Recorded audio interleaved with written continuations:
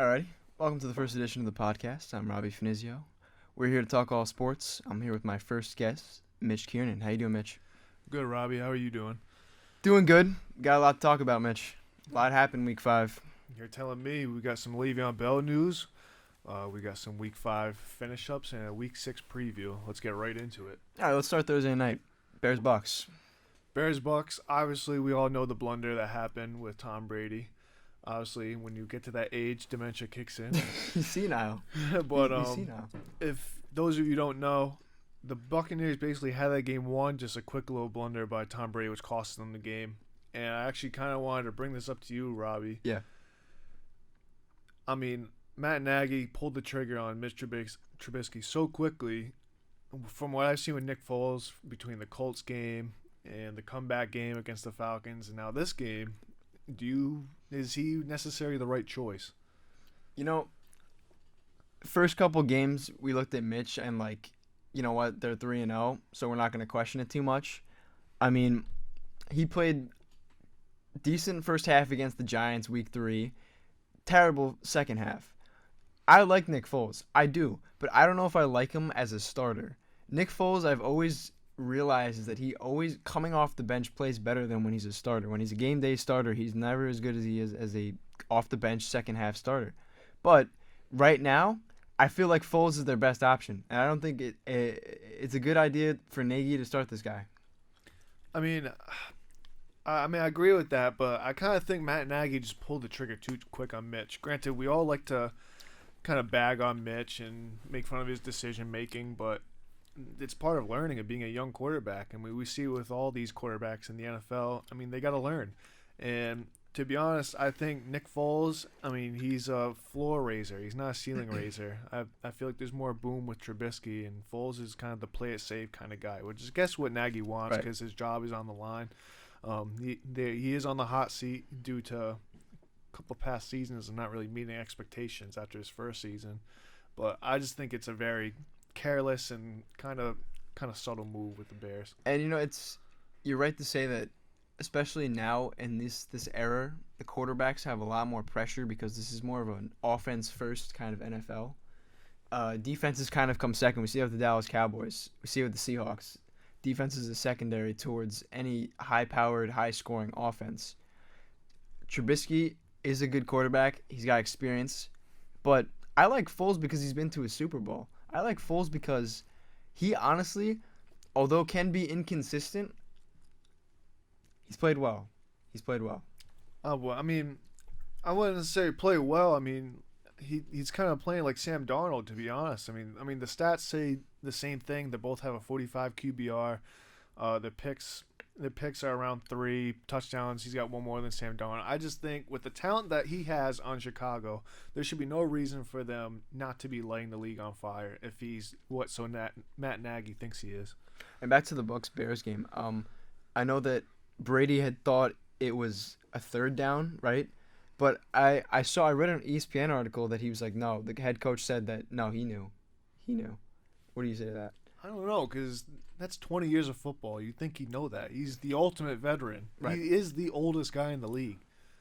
I don't think you can just blame something like that. I think it's a little deeper than that. Do you think Brady plays differently in Tampa? Oh, yes. Bill Belichick, well, first of all, I want to say this. Being the Pats fan I am, him being with the Patriots helped him so much because now we're seeing in Tampa Bay, he's got to recover from 1st and 15s, 1st and 20s. He's getting all these extra penalties that the Patriots never had. They were always a disciplined Completely team. different structured team. And now he's got to go to Bruce Arians, who is a quarterback whisperer, quote unquote. Well, I don't think learning a system for 20 years and then moving on, you can just pick it up like that. It's going to take some time, and granted, we haven't even seen them healthy yet. Chris Godwin's always out. O.J. Howard, they lost him for the year. Right. It's still a work in progress. I think him and Mike Evans have chemistry. I think there's things to work on, but I think that first and goal, second and goal, Evans is always an option to Brady. I have Evans on fantasy, and he is literally a 3-yard reception touchdown almost every single week.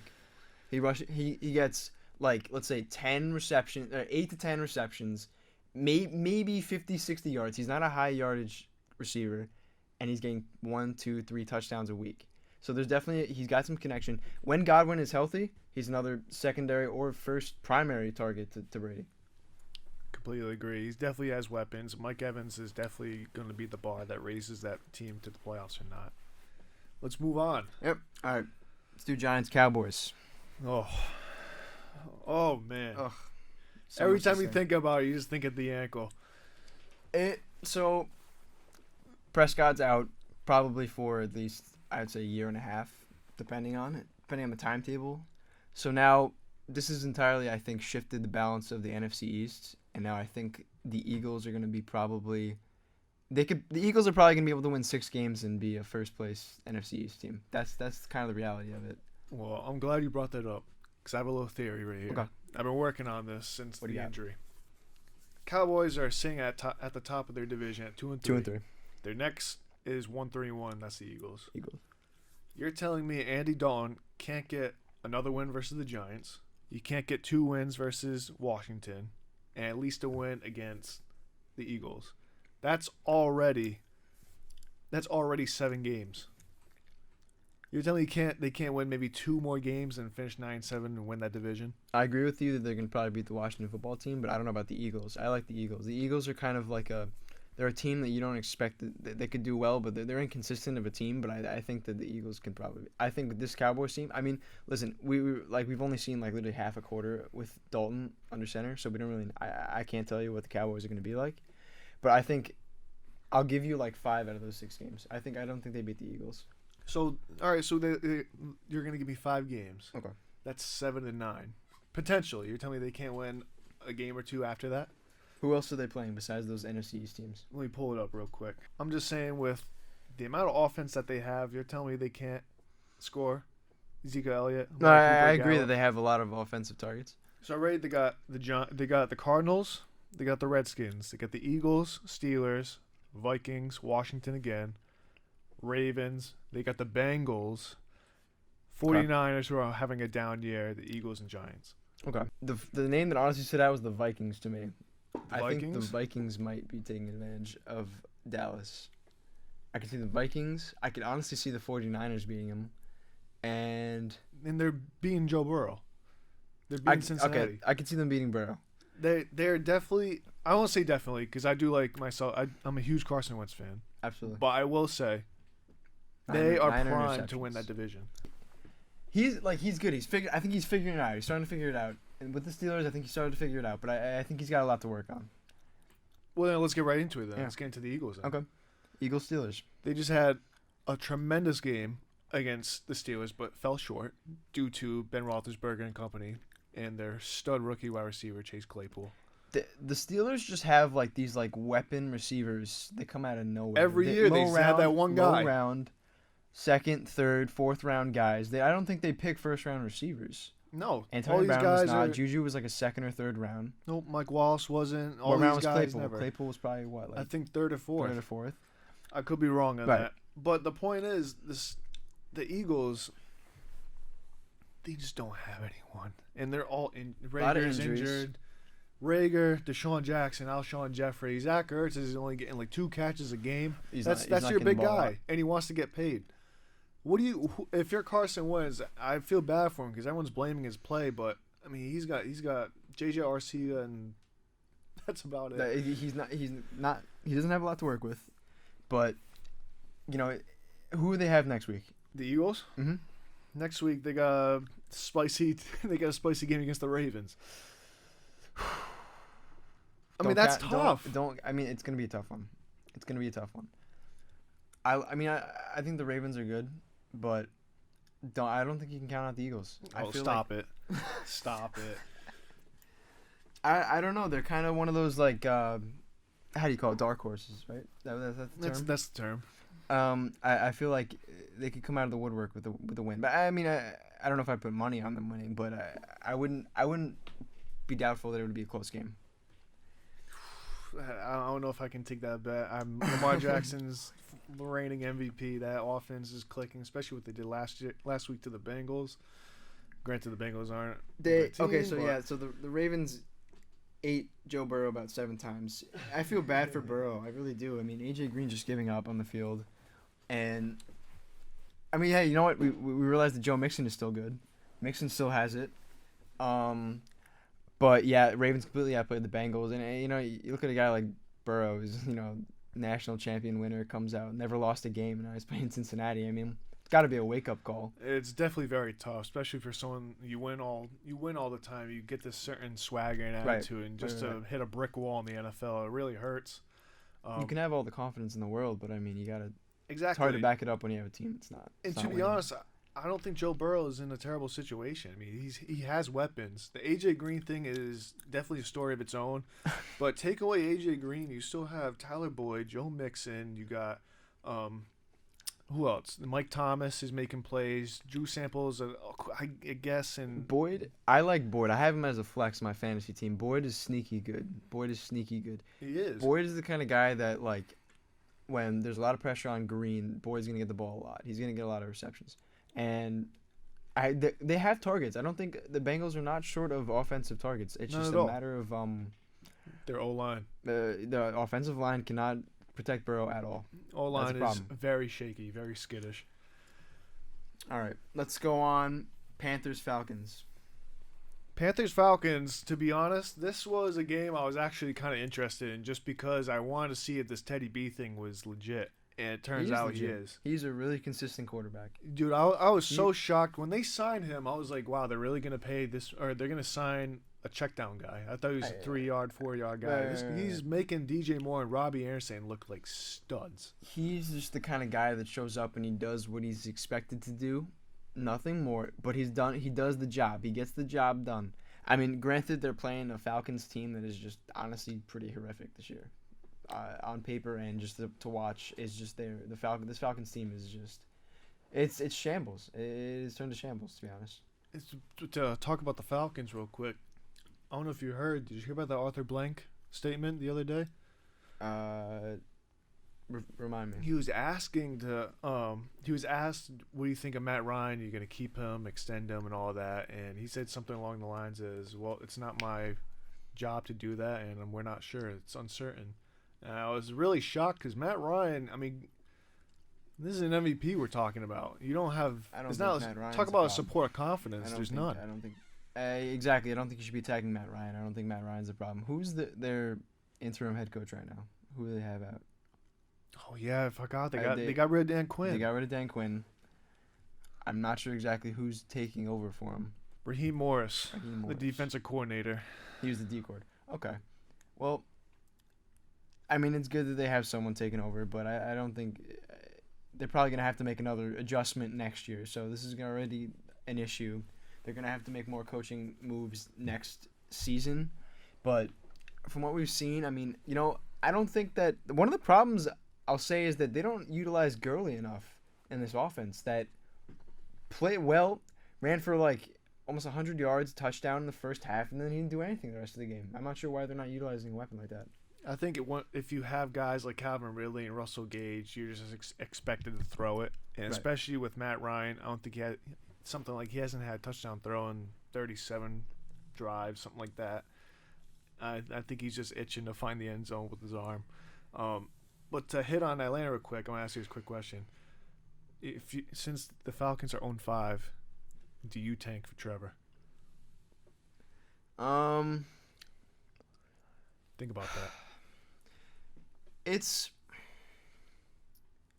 0-5. I think.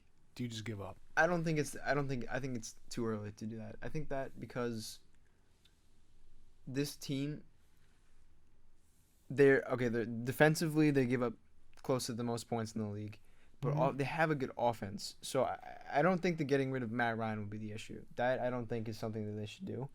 I really feel like best case scenario for them is they're going to probably I don't think they're going to get more than I have to look at their schedule, but I don't think they're going to get more than maybe 6 wins. Maybe give them 6 wins. The way that defense is playing, it's ugly. Very daunting. It's ugly. I mean, they literally they had like at least 4 games that they should have won. They should have easily won these games. Point after point after point. giving up. They're not playing football. I don't know what they're doing out there, but they're not playing football. They're not playing to win. That's their issue. So I don't even think they need to intentionally tank at this point. To be honest with you, they might unintentionally tank, but I don't know if they'll go winless. But I don't think they're going to get a lot of wins. 6 wins max for the Falcons. Just to throw in some stats in here, Mm-hmm.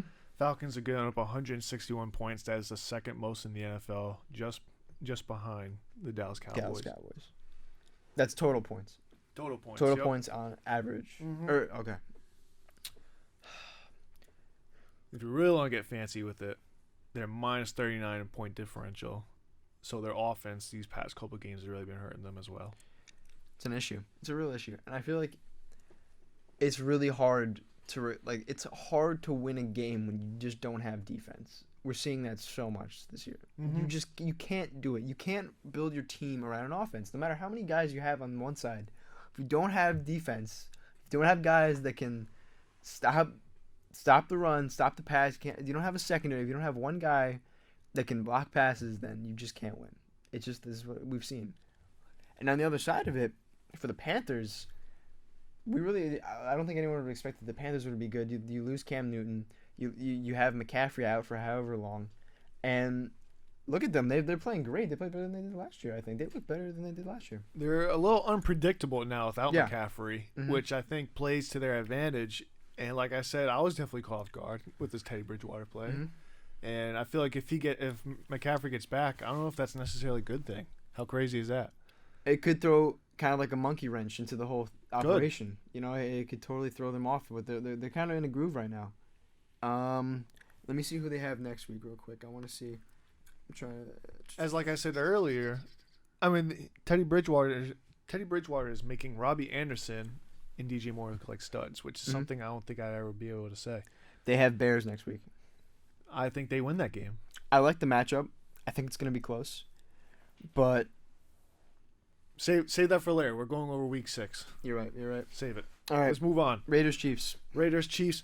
I watched this game from start to finish. Usually I have Red Zone on, but Right. I specifically put this game on in the Mhm. other room just so I could watch it. And who knew the Raiders were that good? I thought they were a fluke team, and they So- just beat the best team in the NFL. So I think the Raiders knew exactly how to work the Chiefs this game.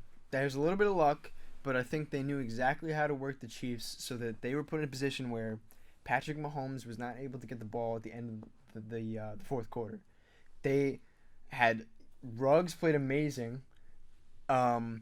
Carr looked great. Carr's looked better than he's ever looked in his career. He finally figured out whatever it was that he could not get over that hump of being kind of like a conservative, doesn't throw the long ball kind of quarterback.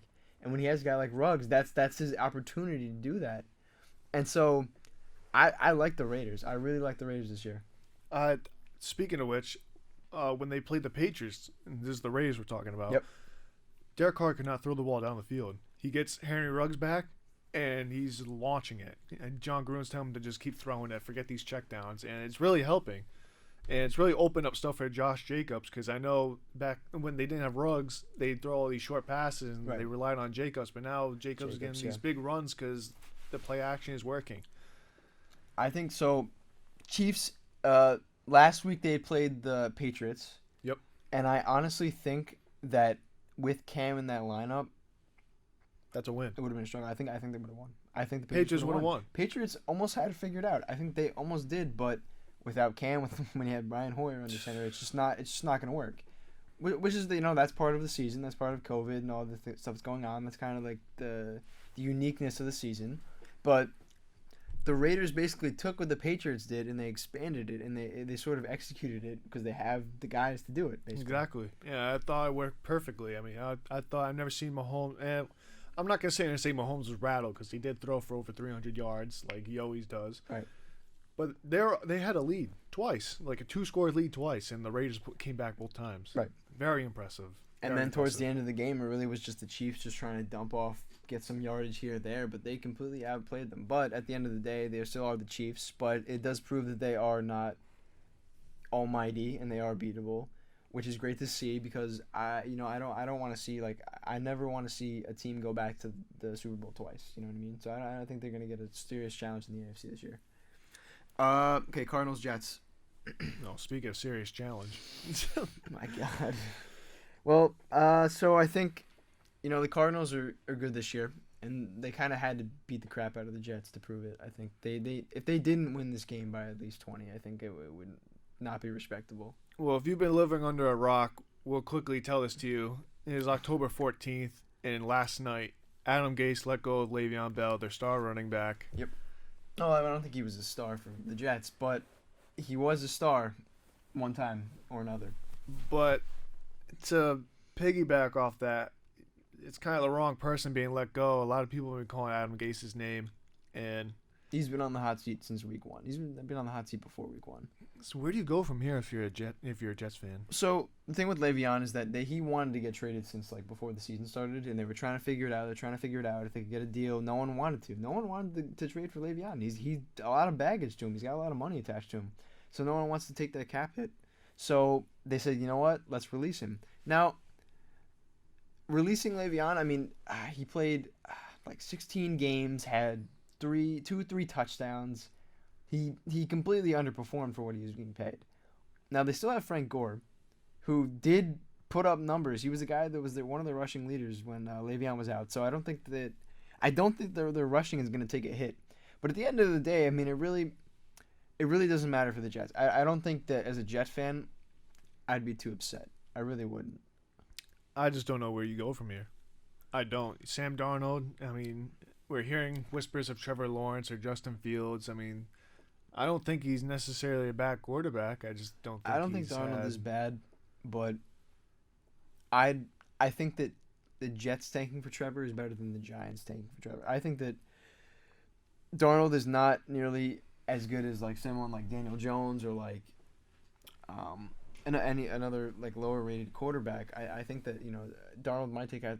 Honestly, best case scenario, you maybe let go of Darnold, let him go somewhere else where he can actually succeed somewhere that if someone needs a quarterback, let him go there, because I don't think he's going to do anything with the Jets. It's just not going to work out. I don't think so either. Especially now, if Adam Gase stays head coach and they do draft Lawrence, it's just going to get ugly from there. If they keep Darnold on the roster, it's just going to get ugly. So I think that the Jets might be the number 1 candidate to get Lawrence. I mean, I'm not going to disprove you and say no, because this front office doesn't know what they're doing. They don't. Letting go Jamal Adams earlier in the year, letting go Le'Veon Bell now, still keeping Adam Gase, which is beyond anyone's mind. It's definitely question marks all around that franchise. So I'll go the other side. I'll go on the Cardinal side for a second and say that DeAndre Hopkins is such a great addition to that team. He is really everything. Fulfills the sort of offense that they're putting together, and Kyler definitely complements him well. They have a good team this year. I think that the Cardinals are another like dark horse kind of team. I don't know if I give them 10 wins this year, but I think they're going to be in the hunt. I think they could be a wild card team. I really like them, and props to them for being the Jets. This is a big win for them. This is one of those for every team in the league right now. Playing against the Jets is going to be not an automatic win, but it's sort of a if you don't beat the Jets by a lot, you're probably not a good team. That's what I think. I think, in terms of the Cardinals, I think DeAndre Hopkins definitely brings them an element that they've never had before. Because I think Christian Kirk's a good wide receiver, but he's not a number 1. DeAndre Hopkins definitely fits the bill. In terms of their running game, Kenyon Drake has had a slow year. Chase Edmonds has been okay. Kyler Murray, the jury's still on him, in my opinion. Granted, he can run the ball, which is very sexy to a lot of these coaches. It looks good, but it's... I need a quarterback who can sit in the pocket and throw darts, because that's what it comes down in the playoffs. Another thing about this new era of the league is like this whole attraction of the run game. But the run game is what's going to get these guys hurt. It's going to put them out, and you're going to need another quarterback. Exactly. I'd much rather a guy like Aaron Rodgers than something like Lamar Jackson. I mean, that's just my opinion, but. I mean, I was about to say someone like Pat Mahomes, but Pat Mahomes does both. He does both. That's why he's such a good quarterback. Like Russell Wilson, he does it smartly. He's conservatively sneaky, Mahomes gets around. He can move well, and he gets to the sideline quick, Murray's a little risky. Murray's a bit of a risk every time he runs, every time he gets out of the pocket. So, thing we're gonna have to watch out for. I just think it's no coincidence we saw Ryan Tannehill beat Lamar Jackson in the playoffs last year. You can't rely on your legs in the playoffs, so I need a quarterback that can sit back there and throw darts. His QBR right now is at a 74.1. In order to be an elite thrower, I think the threshold is around 80. That's where Josh Allen is. That's where Russell Wilson is. Aaron Rodgers. Right. But like I said, he's learning. It's only his second year, so I'm not going to hold him to it. You can't put too much. I mean, not pressure, but you can't. You have to let these guys figure it out. Year 2 is where they kind of start to understand what their problems were. They start dealing with them. But you never can expect the guy second year out to be his absolute stud. You can't. But he's doing good. Okay, Rams Washington football team. Just very quickly, I just want to say. I didn't watch a lot of this game, but I did obviously catch Alex Smith being back there. Yes, yeah. I was very terrified that was for him. Definitely story of the week, and I think a lot of people think it's some kind of like pride thing or some kind of glory thing to come back in the game, but I think he just wants to play football, and it's amazing. I mean, you definitely kind of like you're sweating a little bit seeing him get sacked like literally 6 times, to Aaron Donald, but you know what? He didn't look bad. He had a couple completions. I mean, we really can't analyze it too much because I don't think he's going to be a starter. And he can't be. No, I don't think so either. And going forward for that franchise, benching Dwayne Haskins, I think it was the right move, but I don't think they have anyone back there who can replace him, so it looks terrible. That's the problem. It's a total tight corner they're in right now because, I mean, Kyle Allen's not bad. He's not. He's not bad. He's really not. But he had a concussion, so they threw in Becard or whatever his name is. Becard, something like that. But the point is, I don't remember his name. The fact that Dwayne Haskins couldn't get the job done, they put in these other quarterbacks. Right. It makes it look bad because the fact they have no one to replace him with. And Haskins is another one of those second-year quarterbacks who just hasn't figured it out yet. Just hasn't figured it out. Very quickly, granted, it was against the Redskins O-line, but Aaron Donald looked like an absolute monster. That defense, they're a top 10 defense with a top 10 offense. The Rams are low-key very scary. Goff looks good. Goff is looking really good this year. He can throw the long ball. I like him. I like the Rams as another team. Another team that's not I think the Rams are going to make a run. I think they can make a run. They're good. Their one loss was against the Bills in that missed call. Oh, think about that. They could be undefeated. That's very true. That could be a 5-0 team. We'll call them 5-0. But yeah, Rams look good. Okay. Texans Jaguars. I am ecstatic for you Texans fans because Bill O'Brien is finally gone.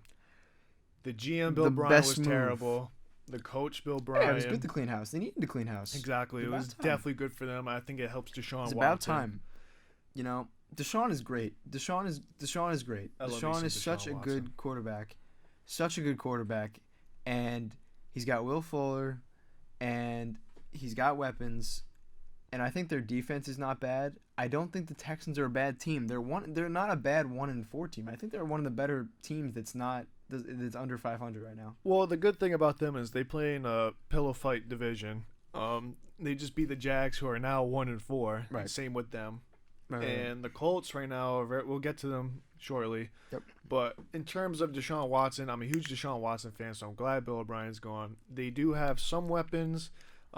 Could they surround him with better ones? Absolutely. Losing DeAndre Hopkins was definitely a blunder. I mean, they're gonna have to deal with. How do you make that trade? Yeah. It definitely made sense to trade for David Johnson. That made a lot of sense. I mean, not that Johnson's not bad, but I kind of don't understand the move because like Hopkins, I would probably say is close to the prime of his career, and Johnson is about maybe 5-6 years out of it. Like, I'm not really sure. I mean, a lot of people question it, but at this point, you really, it is what it is, and the Texans definitely are, have a problem adjusting to a new offense without him. It's a big hole, but I still like the Texans. I think they're one of the better teams. It's not under 500, and the Jaguars. You don't have to spend too much on them. No, they're. Minshew looks all right. I like DJ Chark, and that's it. Chark is good. Chark is good. Yeah, that's it. I really not too much positive about the Jaguars. All right, Dolphins Niners. Dolphins Niners. we got to see Jimmy G go in for the game, and then we got And to see him get go out. pulled. I mean, Yep. You know, the Niners are definitely, Super Bowl hangover, a lot of injuries. They don't look good. Their season is not looking too good right now. it's not looking too hot, and the Dolphins' season isn't looking too hot, which makes you question even more what the 49ers are doing, because Right. the Dolphins aren't even a legit team. You don't think the Dolphins are a legit team? I do not think so. Why not? I don't necessarily think Ryan Fitzpatrick is going to put anyone over the top, but I also don't think that defense is stellar either. They got a bunch of guys on defense, but they really haven't done a whole lot. It's a young team. It's a very young team, and I think that the Dolphins I wouldn't count them out because, I mean, they embarrassed Jaguars Thursday night. They beat the Niners. I don't know who they have next. Who they have week 6. They got the Jets next. Okay, so that's another win. That's 4-2, or 3-3, I should say. But I don't think the Dolphins are that bad. All right, we'll keep going. Colts Browns. Colts Browns. I'm a huge Colts fan. Okay. That's quite frankly because I like Chris Ballard. What he's done with this team, how he's constructed it. Mm-hmm. Phillip Rivers, however, is really the turning point for this team. If he plays good, they're gonna win this division. Right. He's definitely the call to action. He needs to play good football. He needs to play to win. I know he was on the Chargers and they didn't do anything. The Chargers are not like a winning franchise. But now he's on a team that has the opportunity to win. They have an unbelievable defense. So it's gonna be on the offense to win games for them. And like you said, the defense is great. I think they're actually the number 2 defense in the NFL. I think Mm-hmm. behind the Steelers. Yep. And the fact that Phillip Rivers, granted losing Michael Pittman hurts, but they gotta utilize T.Y. Hilton more. They gotta utilize Zach Pascal and Mo Alley Cox. Yeah, I'm not more. hearing Hilton's name enough. I think that should be one of his number 1 targets right now, but he's not using him enough. He has the weapons. I don't think there's any excuses because that O-line is absolutely filthy. Their defense is filthy. I mean, I think they have everything. It just relies on Phil Rivers getting the job done. And for the Browns, I think the Browns are legit. I think 100% the Browns are legit. They figured out whatever issues they had because they basically had a very similar team last year and they did not get a good job done. But this year they look great. Myles Garrett looks great. Baker looks good. I mean, they learned that he can't throw too much. You want to run the ball. Because if you throw the ball too much, it's going to get intercepted. You're going to turn the ball over. But Baker's definitely figuring it out. Odell's looking like Giants Odell. Landry's getting a lot more receptions. Kareem Hunt looks good. Chubb looks good. So you kind of hit the nail on the head here. Yeah. Baker Mayfield, in my opinion, he's not the reason why they win the game. Oh. He does enough to make them win. Right. But he's definitely the reason why they lose some of these games. And I think they're the number 1 rushing team in the NFL right now. I think if you just keep handing the ball off to Kareem Hunt while Nick Chubb gets back, right. you should be fine. You have enough weapons to sustain this type of offense. I think it all just comes down to their defense and Baker not turning the ball over. Right. Like we said, if they just keep running the ball, occasional third down throw, slants, whatever, do the trick plays with Odell, whatever you guys got to do, it's working. Keep doing it. That's the advice you can give them is just keep doing whatever they're doing. And they have the Steelers next week, which is going to be a really good game, I think. I think it's going to be a really good game, too. That's the number 1 defense versus practically a top 10 offense right now. All right. Vikings-Seahawks. This is a game I watched very closely. This game is very interesting to me because you have Russell Wilson, who's, probably one of the best quarterbacks right now, and you have a Vikings team that was 1-3 coming into the game, and people are very much counting out a Vikings team like this. And they put up beyond a fight. They held the lead in this game for a lot of the game, and they looked very good. The run game was great, but the Seahawks, they pulled out. Russell Wilson he's just that good. He's just that good to win a game like this. So, what do you think, Mitch? If you were watching this game, you're like, how are the Vikings not How winning? are they not winning? They won this game. I genuinely don't understand. They won the game. They won the game, but they lost that last drive. They literally lost that last drive. They have the one play Metcalf reception they call incomplete. There's another play, and then it was the touchdown. Time winding down. It's just that they played great. They ran the ball. Cook played well. Then they brought in Madison when Cook was hurt. He ran the hell out of the ball.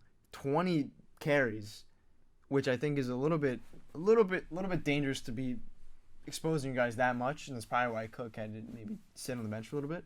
But the Vikings played really good. They played great. Are really good. And they played great, and they had over 170 yards rushing on that Seahawks defense. That Seahawks defense is historically looking terrible right now. They're looking bad. And Russell Wilson sacked 4 times. You made him miss 12 throws. You did everything right. Especially in the first half, they made the Seahawks look terrible. The Vikings defense played great, but they lost in the second half. That was a big part of it. They held them, and then it was just they gave the ball to Russell Wilson on a game-winning drive. Like, they gave him that opportunity. 39 game-winning drives now for Russell Wilson. That's the most it's a scary stat. Anyone through their first 9 seasons. It's a really scary stat. You always see that when the team comes out, it's 30 seconds left. It's 1st and 10. They're down by 3, and you see that the graphic 38 game-winning drives, whatever. You see that when Tom Brady comes out, they always see the game-winning drives. That is literally you hope the team doesn't look at that, because that is scary. That's literally scary to see that.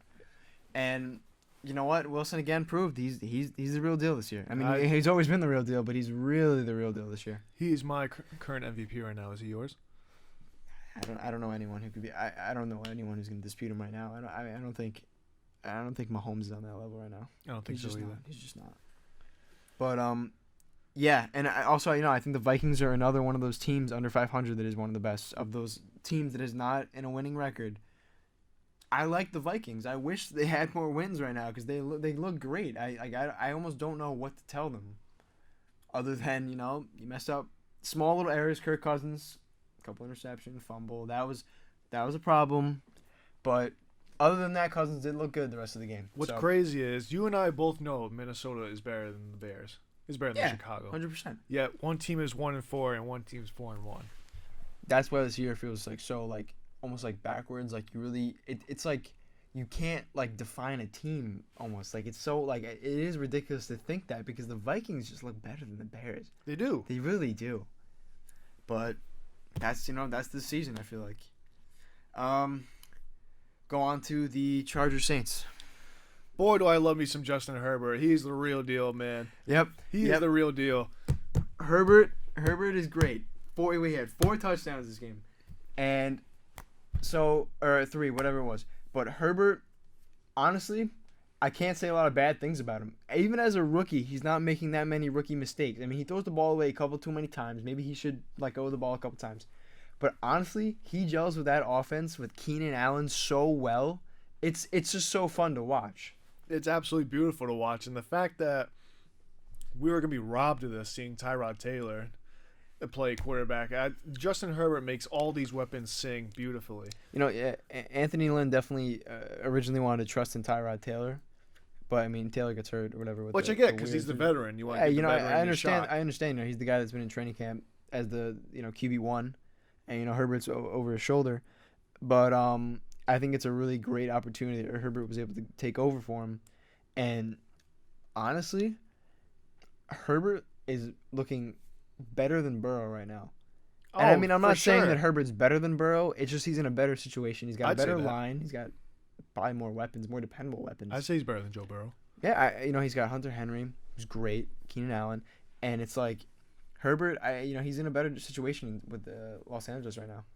So look, we both know the Saints have tremendous talent and they're good. Yeah. We're gonna bypass all that. I just want to ask you quickly, what would you think of the Taysom Hill play at the end to score the touchdown? Do you put the ball in Drew Brees' hands, or do you like the Sean Payton Taysom Hill, let's do this trick play and see if it works? I always do like those trick plays with Taysom Hill. It is always fun to watch. But in the red zone, it's always a gamble. It's always a gamble, because we always see all the highlights of Taysom Hill. We don't see the plays where he fumbles it, or what I mean, because it's a risk. Now, honestly, Brees didn't really rely on any of his weapons the game. Jared Cook was the only touchdown, and then Brees ran one in. He relied on Lutz to kick a lot of field goals. The only guy that did anything was Emmanuel Sanders. Yeah, exactly. Sanders was good, but honestly, it was a gamble. But Yeah, you It know paid what? off, and You we're know what? haranguing about it. But if it didn't go well, we'd be absolutely ripping champagne a new bottle. Well, that's actually. I'm just gonna be on for like a second. Go for it. Back to the Vikings Seahawks. Remember, I don't know if you remember this at the end. Vikings had fourth and 1. They were right by the end zone, and they were up by, I believe, 6. So they could have scored again. They could have tried for the end zone to score, or they could kick the field goal, make it an 8-point game, which would allow the Seahawks would have to go for a 75-yard run and get a 2-point conversion to tie the game up. So the Vikings decided to run the ball to try to get the first down. They did not get it. So then they turned the ball over at their own 10. Seahawks run it all the way back. Now, is that a bad call by Mike Zimmer? I think so. I think if you're facing a team like the Seahawks, you can't let that team hang. I literally was literally screaming at the TV like, you can't do it. Like, you literally, like, there's such a, like, I would rather tie the game and go to overtime than give Russell Wilson a game-winning opportunity. You're just asking for danger. You kick the field goal, you make it an 8-point game. I don't think a 2-point conversion is ever guaranteed. I mean, it's definitely easy. It can be easy, but it's not guaranteed. And I get that, they've been running the ball well. They could have easily gotten the yard. And then once they get the first down, the game's basically over. Once they score, the game's over. So you have the opportunity to end the game.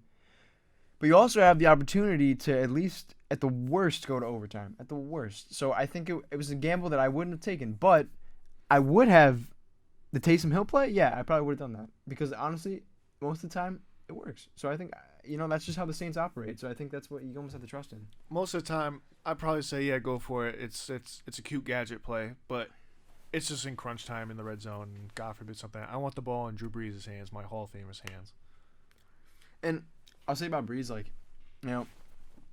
he obviously, he's a Hall of Famer. He's great.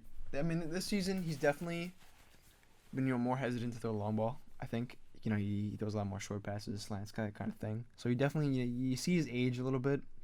But dependability-wise, yeah, I always would trust in Brees. He's not, I don't think he's not really turning into Brady where he's he's losing it. He's starting to forget things. I think he's still on top of it. I mean, also the Saints definitely losing, having Michael Thomas out for a game did not help that much. That definitely you saw a little bit of that effect. Mm-hmm. You definitely saw the Thomas effect take effect. But yeah. Okay, and last night's game, Bills-Titans. What a disgusting game. So literally coming into the game, I'm thinking Bills have this. Titans are off 2 weeks. 2 weeks they haven't played. They're missing guys. They have to be out of rhythm. They have to be, a little bit out of shape. They haven't really been able to train. So I'm thinking, what's his name? Who's their quarterback? The Bills quarterback. Josh Allen? Josh Allen. Josh Allen's been hot. He's one of the best quarterbacks right now. Yep. And I'm thinking Bills have this. They got Diggs. They got Singletary. This is going to be an easy win for them. But, I mean, Titans play great. Shocked. Shocked. Just because of the fact that you're right. They didn't play. They didn't practice. They didn't have all their guys. Right. And Mike Vrabel was still able to get this team focused and say, we're beating the best team right now in the AFC. It really goes to show that the Titans are totally the real deal. The Titans are totally the real deal. They're better than they are last year, and they were not at full capacity. I mean, they had A.J. Brown back, which is a huge thing. That was a huge part of their offense. Open up everything for them. And, I mean, obviously, Derrick Henry is just a different entity that you just can't really contain that. You just can't. When you have Derrick Henry in the backfield, I mean, you're guaranteeing yourself 5-6 yards every single time. You see that play where he stiff-armed that guy? Josh Norman, dude. He literally just pushed him out of the way. He's a tank. He's such a tank. And it's like we saw last year, he beats the Ravens. He beats the Patriots in the playoffs.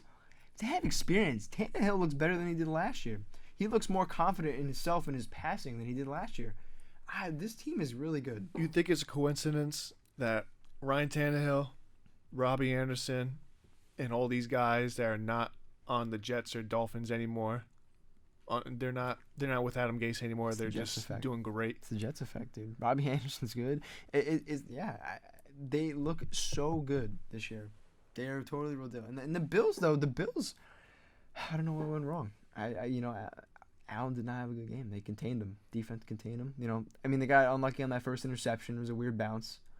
But for the most part, they contained him well. Bills could not do much. At least be competitive. It just wasn't. You know, you expect, like, there's a lot of hype right now in this Bills team right now, because everyone had doubted, Allen last year in the playoffs where he kind of blew it. He didn't play great. And he comes back and he has this unbelievable, improvement, doubling his numbers and his touchdowns and his passing yards and his passing rating, his QBR rating. And they just did not show up on Tuesday Night Football tonight. They just did not. But, yeah, that is a wrap on last week. Predictions for this week. Let's start it up. We got week 6. Who has a bye week this week? Let's see. I know the Raiders have a bye. Raiders, Saints have a bye. Chargers and Seahawks have a bye. My fantasy team is going to be depleted this week. Who do you have? I got Josh Jacobs. Okay. I got Tyler Lockett. I am hurting. Oof. Yeah, Lockett's kind of guy who can get you 15, 16 points. My second and third pick, both gone in 1 week. I had my first pick was Barkley, so that was tough. Oh. That was tough. But I have Evans. I have DeAndre Hopkins. Quarterback, I had Cam, but I had to bench him for Deshaun because he hasn't played. I had Tyler Boyd. I have Darren Waller from the Raiders, who's played really well. Mm-hmm. The only team that's going to be able to contain him was the Patriots. It's the only team that could handle whatever strength he has in the field. But other than that, yeah, he's been great. And, all right, looking ahead for 1 o'clock games, we got started up Washington football team, Giants. Washington Giants, I don't expect anyone to watch this game, and quite frankly, I can see Washington winning this game. So obviously I'm a Giants fan, so I'm kind of biased to see the Giants will win, but I actually do think the Giants are going to win this game because, the quarterback uncertainty with this Washington football team and just overall, I think the Washington team does not know, they don't know what kind of team they are. But I think last week, at least we saw with the Giants, with the Cowboys, is that they figured out that they have guys that can run. Devontae Freeman, we signed him, and he put in work. Gallman was a secondary to him. He put in work. Slayton got more receptions. Our tight end Evan Ingram got receptions. And, I don't think the Washington football team's defense is that good. They give up a lot of points. They're probably top 10, and they give up the most points. So, Giants proved they can score, which is great. So, I like the Giants for this game. I do like the Giants for this game. All right. Texans-Titans. Texans-Titans. I'm going to say Titans. Just quite Titans. Frankly, we just got finished talking about that game. Actually, the fact that they just blew out the much, Bills. Yeah, absolutely. I don't think Deshaun Watson is going to be able to overcome that defense as much as I like him, and I think Tennessee is rolling right now. I just don't see how, with A.J. Brown back, who's going to cover Jonnu, A.J. Brown, and Derrick Henry and contain them. I don't think this is going to be a close game. I don't think so. Even though the Texans looked good last week, I don't think they're gonna get demolished. To be honest. Bengals Colts. Bengals Colts. I'm gonna have to say Colts. I don't get me wrong. I think Joe Burrow, he's gonna progress over the season, but I don't think he's ready to face a defense like this. This Burrow's defense is gonna overpower him. He's gonna get eaten alive by the Colts. I have no doubt that he's gonna get just sacked at least 8 times. So I don't think that the Colts are going to have a problem beating the Bengals this week. Falcons, Vikings. Falcons, Vikings, in my opinion, is actually going to be a really good game. Yeah, I think so. Quite frankly, because I'm not sure if Dalvin Cook is 100%. He's questionable. They don't know. I think with Dan Quinn out, I think this team is going to be kind of revived. Right. It's a weight off their shoulders. I honestly think Atlanta comes and wins this game. So, I like the Vikings. And even without Cook, you have that guy Madison who came in against the Seahawks, and he played great. So, I think they utilize that. Cousins plays a good game, doesn't turn the ball over too much. I think the Vikings got this one. Broncos, Pats. Obviously, I got to pick the Pats because that's my team. But I just think, quite frankly, I rely on coaching. Both teams missing a week. Who's more prepared? Who's more rested? I think that's the Patriots. Bill Belichick is definitely the best. Is Cam going to be good to go? Cam should be ready to go, as far as I know. And if he does, then I honestly really don't see Denver slowing them down. Cam's on a lot of rest. He's got a lot of time off, a lot of time to think about playing and whatnot. But, Broncos team doesn't look too great. I don't even know who's starting for them. So they Drew had Lock's gone. they had Alex Driscoll starting, and they had Brett Ripien or something like that. Exactly, Some guy so- that played on Thursday night against the Jets like 2-3 weeks ago, And then they have But Blake alright. Bortles in the backups just in case. just in case. So. Just in case. So, yeah, Pats for sure. Ravens Eagles. Ravens, Eagles, you said it'd be a good game. I think it's gonna be a good I game. still think the Ravens, not blow them out, but it's definitely like a 24 to like 10 game. at No, least. I think it's gonna be a closer game because I think the Eagles defense might be able to contain the Ravens a little more. They might be able to put pressure on Jackson, which I think will be interesting to see if he can adjust to not being able to run out of the pocket and try to throw. Because we've definitely seen Jackson throw, but we haven't seen a point where he that's where he's got to excel in. So I think that's what the biggest challenge is going to be for the Ravens. So I'm definitely going to pick the Eagles for this game, to be honest. I know it's a crazy pick, but yeah, definitely Eagles. Browns Steelers. I think this is going to be a good game. This, in my opinion, is the game of the week. This is 100%. the game that you want to DVR, if anything. I personally can't say easily one team is going to win or not. I can tell you it's going to be a good game, and the fact that we're potentially going to see Deontay Johnson, Juju Smith, and Chase Claypool versus pretty much the other side of the ball. Exactly. So the Steelers defense is great, and they're going to put a lot of pressure on Baker this week, which is going to be interesting to see because can Baker adjust to quick release? Which I don't think he can, which is what I think helps the Steelers. But to counter that, the Steelers haven't faced anyone good. They really haven't. Their toughest competition was actually this Eagles game. Yeah, I think that was the closest game, and that's why I think it's going to be a wake-up call for them. I think they're in trouble. Yeah, I think it's funny that usually this week, when the Browns play the Steelers, usually like the Browns, this is the point where they're 0-4 or something, and they're gonna go fire their head coach because that's usually what it comes to. But this week, they're the favorite. Browns are definitely a favorite this week. So who you taking? I'm taking the Browns. I like the Browns this week. I think Baker's got to adjust, but you got Myles Garrett could take over. I mean, I like the Browns this week. I do. I think I'm gonna have to lean towards the Steelers. Okay. Yeah, I mean, Big Ben's good. Big Ben's great. He plays It's a no good game. slight to the Browns. I think it's just I need to see more from Baker and actually deliver me a good game. Baker hasn't this season had to see a lot of pressure. That's why it's gonna be a big test. I have a little bit of trust in Baker because I like Baker. I've always liked him. I mean, he didn't have a great season last year, but I think he's got to work out some of the kinks. He's got experience now. He's got a lot more experience now. Was he year 3 now? So he's got a lot of experience. I like him, and this is definitely going to be a great game. Then we have Bears Panthers. I think it's going to be another good game. Another to be good honest. game. I said earlier that the Panthers are going to win. I'm sticking to it, just quite frankly, because I think Teddy B is going to outplay Nick Foles, and I think personally that the Bears secondary won't be able to keep up with Robbie Anderson and DJ Moore the way those two have been playing as of recently. This is a game where I think you're going to want to pay close attention to the beginning because I think that's where most of the players are going to come in. I think it's going to be someone's going to get a lead and they're just going to try to hold it. You know what I mean? I don't think these are going to be teams that are going to blow each other out. Mm-hmm. I think it's going to be more, like a 20-10, 2014 kind of game.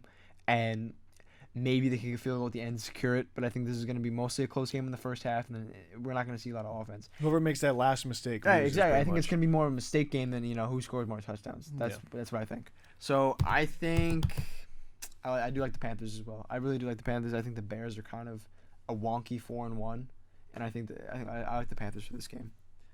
The next game is the Lions Jaguars. Ugh, That's you a- have to kind of talk a about rough- this game. It's kind of a rough game, to be honest. The Lions, I really didn't talk about the Lions a lot, but they're pretty bad this year. Pretty atrocious, I think. Matt Stafford's got to get out of there. I He's feel got to get bad out for of him. Detroit. He's got to get out of Detroit. I'll probably lean towards the Lions more, just quite frankly, because Kenny Galladay has been coming on recently. They got him back, and he's rejuvenated that offense. And I think the Jaguars will be without DJ Chark this week, which will hurt them. Yeah. And I'm gonna have to take Stafford over Minshew. The stat I actually was reading was that the Lions actually have the least amount of passing yards allowed in the league. Really? Like the least. They're like 1 or 2 I mean, rushing, they're like number one. Like they have the most rushing yards, but they're like a top 10 team in least amount of passing yards allowed. So I'm shocked. Secondary's not bad. Maybe they can hold Chark, but offensively, I don't know what they're capable of. They're probably gonna have to surprise us. They're an inconsistent team. They're gonna have to surprise us. But I do like the Lions in this game. I kind of hope the Lions win this game. Jets Dolphins. Jets Dolphins is. I feel like it's like that Spider-Man meme where they're pointing at each other. Yeah, I feel like that's them. That is what it is because. No, you know what? No. Because actually, I like the Dolphins in this game. I do too. I mean, don't get me wrong. But I like the Dolphins in general. I actually think that. I mean, it's definitely I think going to be an automatic win for the Dolphins. I just think they're more glorified Jets, in my opinion. Granted, the win against San Fran, you definitely look at them differently today than you do last week. But I don't see either team going anywhere, and quite frankly, I think both these teams have a lot of holes that need to be addressed next season. And with the Dolphins specifically, the reason why I'm hard on them is because they did go out and sign a bunch of people, especially from my team, and they thought it was going to fix everything, and it really didn't, which I was trying to tell people. Yeah, I can't wait to see when the Dolphins play the Patriots. It's probably going to expose kind of their team. It's probably going to expose them at this point. I mean, they've looked good, and they haven't played hardly contested games. But, I mean, I think it's going to be an automatic win for them. They go to 500. Going forward, though, that's where I think it might become a train wreck for the Dolphins. They looked good. They looked good. But I don't know how much you can count on them late in the season. Okay, this is going to be a good game as well. Packers-Bucks.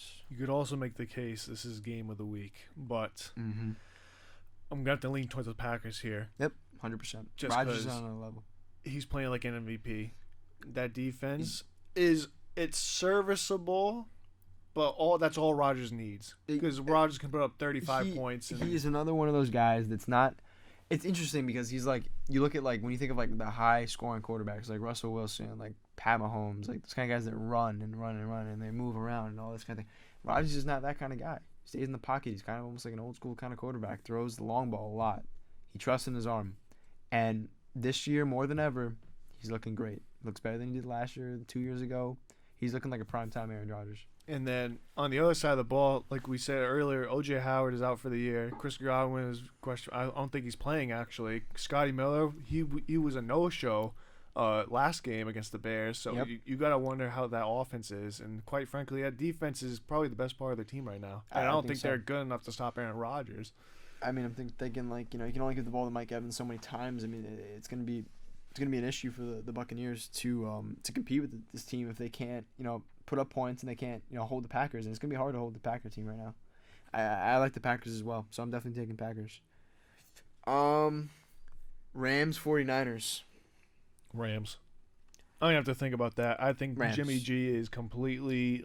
He's losing it. The 49ers team is kind of in shambles, to be honest with you. I don't think, like, they don't know what they're going to do with themselves, and they're sort of like, they come to the game and they don't know if they're going to pass a lot, they're going to run a lot, they don't even know who's going to be the quarterback. So I think that the Rams are such like a steady team. They found such a nice like foundation.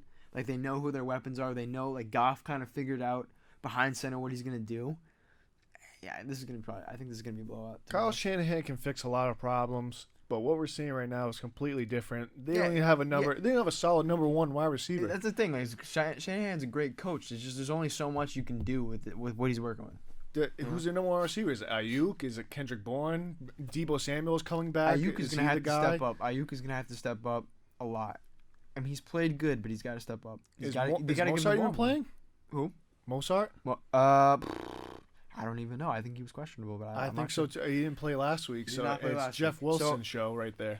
So, again, a lot of holes for the 49ers. So I think the Rams got that one, and then the 2 Monday night games this week because of the scheduling change. First one is the Chiefs and the Bills, which I think the Chiefs are going to win that game. See, I think the Chiefs win easily. The Bills haven't played anyone special besides the Rams, and that was over a blown penalty after they blew a 28-point lead. Right. Right. And then this Titans game, they just If the Bills had beaten the Titans, I'd have been more hesitant to say the Chiefs. But the Bills are coming off of just kind of an awful game, and I think they're starting to look like, maybe they're not as good as we thought. I like Allen, but maybe this team is just not as good as we thought. Chiefs team is the Chiefs team. We know what the Chiefs can do. Did you know Patrick Mahomes has never lost 2 times in a row so far in his career? 2 times consecutively, he has not. He has not. I don't think this is the week that it's going to happen. I don't think it is either. I really doubt it. Considering that they played decent against the Raiders and they still lost, and no, yeah, definitely Chiefs. The other Monday night game is the Cardinals and the Cowboys. There's a lot we're going to figure out in this game. There is a lot we're going to figure out in this game. We're going to see if Kyle Murray is actually... Well, I shouldn't say that far because the Cowboys' defense is anything special. I guess what we're really going to look for in this game is Andy Dalton at least 75% of what Dak Prescott was. That's the big question. And in my opinion, I think the Cowboys do pull out this game against Arizona. I'm calling for the upset. And that's quite frankly just because I think they'll give the ball to Ezekiel Elliott and no Chandler Jones, as we just learned he's out for the year. Yep. Heard that today. I don't know who's going to stop Ezekiel Elliott in the front 7. So they probably aren't going to need to put a lot of trust in Dalton because they're not going to make him throw a lot, which is like I wouldn't trust Dalton a lot to throw. I don't think Dalton is not great. I don't like Dalton a lot. I don't think you can trust him a lot to throw the ball. So you're going to have to run a lot to Ezekiel. And you're going to probably, CeeDee Lamb is going to, and Cooper, they're just going to kind of sit around and run routes and probably not get the ball to him a lot. So that's kind of like an issue they're going to have to work out. I mean, if Dalton can figure it out and he can connect with these receivers because they have a lot of offensive weapons, we know that, and they are a high-scoring team, but I think this is going to change a lot of the way they play now. This is going to change a whole lot about their game plan. And going up against the Cardinals, if the Cardinals can prove that they really are a good team, they can play a primetime game against Cowboys, then I like the I like the Cardinals for this game. But that is all of the games. Yep, that is all of the games. A lot of good ones going to come up.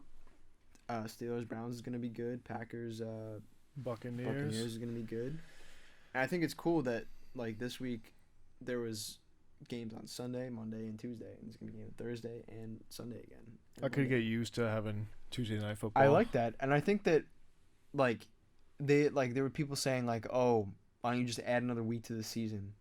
But the NFL doesn't want to do that. They don't want to keep adding weeks on because it's like, oh, you add 1 week, let's add another one, and the season never ends. So I think I like the way that they're restructuring the season. Throwing games on Tuesday. Maybe if they have to do Wednesday, they have to do Wednesday. If someone's on a bye week and you have to make them play that week, I don't think that's a big deal. The only thing that concerns me is I think the Chiefs are in a position now where they played Sunday, and now they're going to play Monday, and then I think next week they have a Thursday night game. So that's 3 games in 10 days. That's going to give a heavy toll on the Chiefs players, and if just for quick advice right here, if you're owning Tyreek Hill or Patrick Mahomes in fantasy leagues, just be on the lookout. Not necessarily trade Mahomes, but if you have Clyde Edwards-Helaire, if you have Tyreek Hill, you might want to maybe look at trades. Yeah, just because injury is definitely and they might get if they use them as much as they usually do on a weekly basis, that's a toll that they can't. I mean, we saw it with like Dalvin Cook. I mean, they literally ran the ball with him like 17 times. Of course, eventually you're going to have to get hurt. Like, it's just going to happen. If you're going to run, you're moving quick. I mean, that's just how running backs are. They don't last that long. So you have to utilize them wisely. They have a short shelf life. We know that. Exactly. So, but yeah, that's it. That's the recap and the preview of Week 6. Mitch, thank you. No problem. So thank much you for coming having on. Me. You're welcome. Gotta do this again. Absolutely.